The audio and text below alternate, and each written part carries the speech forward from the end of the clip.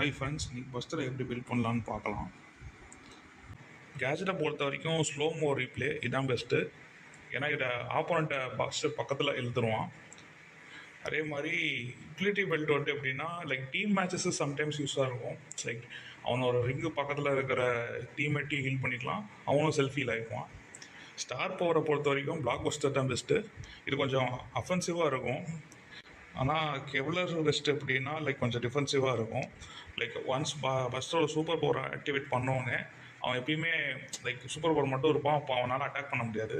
அப்போது ஆப்போனண்ட் அடிக்கும்போது அவனுக்கு டேமேஜ் கம்மியாக விடும். பட் இது அந்தளவுக்கு யூஸ்ஃபுல்லாக எனக்கு தெரிஞ்சு இல்லை. ஸோ கியர்ஸை பொறுத்த வரைக்கும் டேமேஜ் கியர் நல்லாயிருக்கும். அட் த சேம் டைம் இன்னொரு கியர் கூல் டவுனில் யூஸ் பண்ணியிருக்கேன். பிகாஸ் ரொம்ப அஃபென்சிவாக போனான்னா கேஜெட் கூல் டவுன் நல்லாயிருக்கும்.